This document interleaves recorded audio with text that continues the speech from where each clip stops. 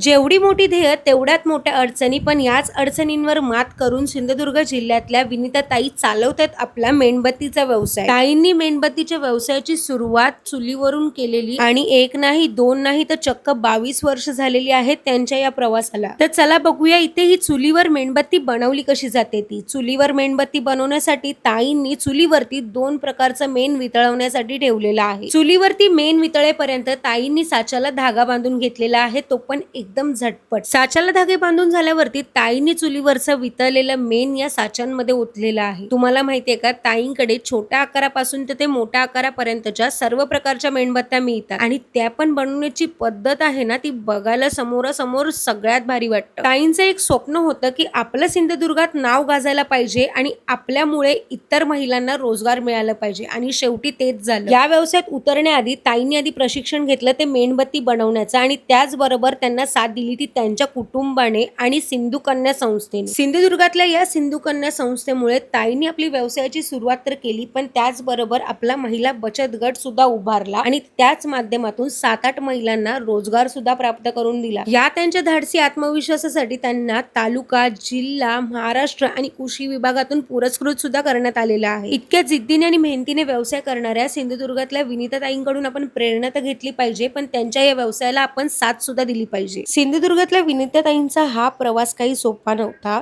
त्यांनी आपल्या या प्रवासाची सुरुवात एकदम वेगळ्या पद्धतीने केली। जेव्हा त्या या व्यवसायात उतरणार होत्या तेव्हा त्यांनी प्रशिक्षणाची मागणी मोठ्या मोठ्या उद्योजकांकडे केली, पण या व्यवसायाचं प्रशिक्षण त्यांना कोणी दिलंच नाही, न कोणी मदत केली। तरी कोणत्याही गोष्टीचं दुःख न बाळगता त्या सिंधुदुर्गातून बाहेर गेल्या त्या या व्यवसायाच्या प्रशिक्षणासाठी। त्यावेळेला त्यांची मुलं सुद्धा लहान होती। त्यांनी बाहेर प्रशिक्षण घेतलं आणि सिंधुदुर्गात येऊन आपला व्यवसाय सुरू केला, पण या व्यवसायाच्या सुरुवातीला त्यांना सिंधू कन्या योजनेने खूप साथ दिली आणि आता ताई एक यशस्वी महिला उद्योजिका आहेत, मोटिवेशनल स्पीकर सुद्धा आहेत आणि महिला बचत गटाच्या मेंबर सुद्धा आहेत। इथे आपल्या या मेणबत्त्या अशा तयार होतात आणि ह्या मेणबत्त्या विनिताताई चुलीवर बनवतात 22 वर्षापासून। म्हणजे जो व्यवसाय यांनी चालू केलेला त्याच्यामध्ये 22 वर्ष झाले आणि चुलीवरती हा व्यवसाय उभा केला सिंधुदुर्गामध्ये।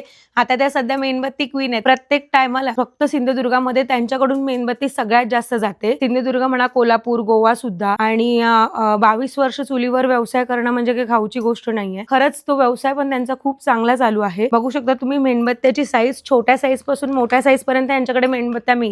जर तुम्हाला कोणाला ऑर्डर द्यायची असेल तर दिलेल्या नंबरवरती तुम्ही कॉल करून ऑर्डर देऊ शकता। प्लस त्याच्याबरोबर तुम्हाला डिलिव्हरी चार्जेस पे करावे लागतील। आपल्या विनिताताई या सिंधुदुर्ग जिल्ह्यातल्याच आहेत, खूप मेहनती आहेत आणि आपल्या बरोबर अनेक महिलांना घेऊन चालतायत।